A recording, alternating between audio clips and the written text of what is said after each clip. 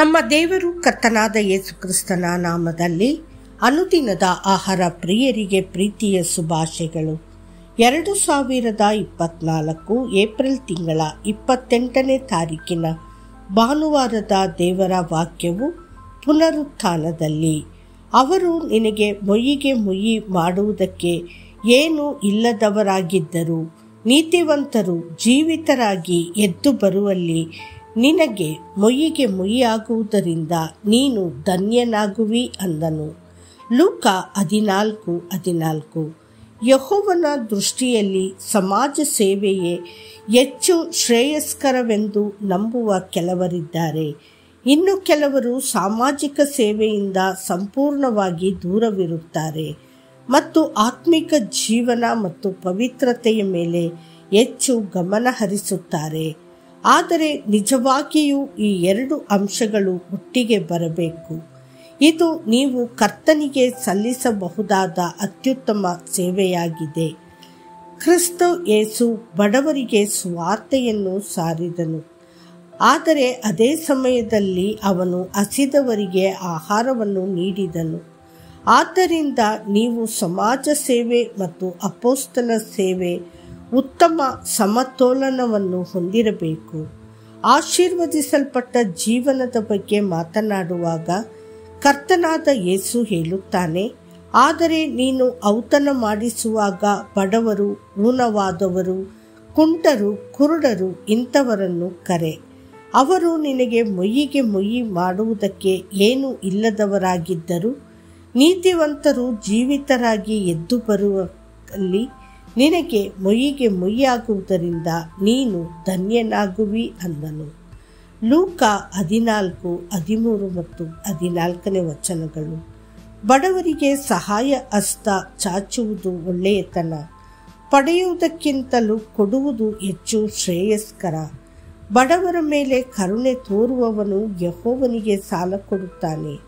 ಲೌಕಿಕ ದಾರ್ಶನಿಕರು ಕೂಡ ಹೇಳುತ್ತಾರೆ, ನೀವು ಬಡವರ ಸಂತೃಪ್ತ ನಗುವಿನಲ್ಲಿ ದೇವರನ್ನು ಕಾಣುತ್ತೀರಿ ಎಂದು. ಆದ್ದರಿಂದ ಅತಿಥಿ ಸತ್ಕಾರ ಮಾಡುವುದನ್ನು ಮರೆಯಬೇಡಿರಿ. ಅದನ್ನು ಮಾಡುವಲ್ಲಿ ಕೆಲವರು ತಿಳಿಯದೆ ದೇವದೂತರನ್ನು ಸತ್ಕರಿಸಿದ್ದಾರೆ. ಇಬ್ರಿಯರಿಗೆ 13:2. ಸತ್ಯವೇದವು ಹೇಳುತ್ತದೆ, ಆಗ ಅರಸನು ತನ್ನ ಬಲಗಡೆಯಲ್ಲಿರುವವರಿಗೆ, ನನ್ನ ತಂದೆಯ ಆಶೀರ್ವಾದವನ್ನು ಹೊಂದಿದವರೇ ಬನ್ನಿರಿ, ಲೋಕಾದಿಯಿಂದ ನಿಮಗೋಸ್ಕರ ಸಿದ್ಧ ಮಾಡಿದ ರಾಜ್ಯವನ್ನು ಸ್ವಾಸ್ಥ್ಯವಾಗಿ ತೆಗೆದುಕೊಳ್ಳಿರಿ. ನಾನು ಹಸಿದಿದ್ದೆನು, ನನಗೆ ಊಟಕ್ಕೆ ಕೊಟ್ಟಿರಿ. ನಾನು ಬಾಯಾರಿದ್ದೆನು, ನನಗೆ ಕುಡಿಯುವುದಕ್ಕೆ ಕೊಟ್ಟಿರಿ. ಪರದೇಶಿಯಾಗಿದ್ದೆನು, ನನ್ನನ್ನು ಸೇರಿಸಿಕೊಂಡಿರಿ. ಬಟ್ಟೆ ಇಲ್ಲದವನಾಗಿದ್ದೆನು, ನನಗೆ ಉಡುವುದಕ್ಕೆ ಕೊಟ್ಟಿರಿ. ರೋಗದಲ್ಲಿ ಬಿದ್ದಿದ್ದೆನು, ನನ್ನನ್ನು ಆರೈಕೆ ಮಾಡುವುದಕ್ಕೆ ಬಂದಿರಿ. ಸೆರೆಮನೆಯಲ್ಲಿದ್ದೆನು, ನನ್ನನ್ನು ನೋಡುವುದಕ್ಕೆ ಬಂದಿರಿ ಎಂದು ಹೇಳುವನು. ಅದಕ್ಕೆ ನೀತಿವಂತರು, ಸ್ವಾಮಿ, ಯಾವಾಗ ನೀನು ಹಸಿದದ್ದನ್ನು ಕಂಡು ನಿನಗೆ ಊಟಕ್ಕೆ ಕೊಟ್ಟೆವು, ಇಲ್ಲವೇ ನೀನು ಬಾಯಾರಿದ್ದನ್ನು ಕಂಡು ಕುಡಿಯುವುದಕ್ಕೆ ಕೊಟ್ಟೆವು. ಮತ್ತಾಯ 25:34-37 ವಚನಗಳು.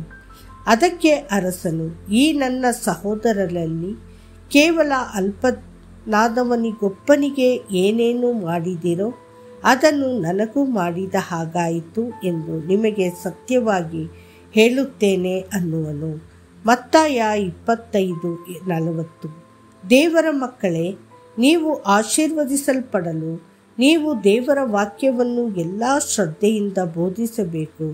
ನಿಮಗೆ ಅವಕಾಶವಿದೆಯೋ ಇಲ್ಲವೋ, ಎರಡನೆಯದಾಗಿ ಬಡವರಿಗೆ ಮತ್ತು ನಿರ್ಗತಿಕರಿಗೆ ನಿಮ್ಮಿಂದ ಸಾಧ್ಯವಾದಷ್ಟು ಸಹಾಯವನ್ನು ನೀಡಿ ಮತ್ತು ನೀವು ಈ ಜಗತ್ತಿನಲ್ಲಿ ಶಾಶ್ವತೆಯಲ್ಲಿ ಮಹಾನ್ ಆಶೀರ್ವಾದಗಳನ್ನು ಪಡೆದುಕೊಳ್ಳುತ್ತೀರಿ. ನೆನಪಿಡಿ, ಹೀಗೆ ಮಾಡಿದರೆ ನೀವು ಪರಲೋಕದಲ್ಲಿರುವ ನಿಮ್ಮ ತಂದೆಗೆ ಮಕ್ಕಳಾಗುವಿರಿ. ಆತನು ಕೆಟ್ಟವರ ಮೇಲೆಯೂ ಒಳ್ಳೆಯವರ ಮೇಲೆಯೂ ತನ್ನ ಸೂರ್ಯನು ಮೂಡುವಂತೆ ಮಾಡುತ್ತಾನೆ. ನೀತಿವಂತರ ಮೇಲೆಯೂ ಅನೀತಿವಂತರ ಮೇಲೆಯೂ ಮಳೆ ಸುರಿಸುತ್ತಾನೆ. ಮತ್ತಾಯ 5:45. ಕರ್ತನು ನಿಮ್ಮನ್ನು ಆಶೀರ್ವದಿಸಲಿ. ಆಮೇನ್.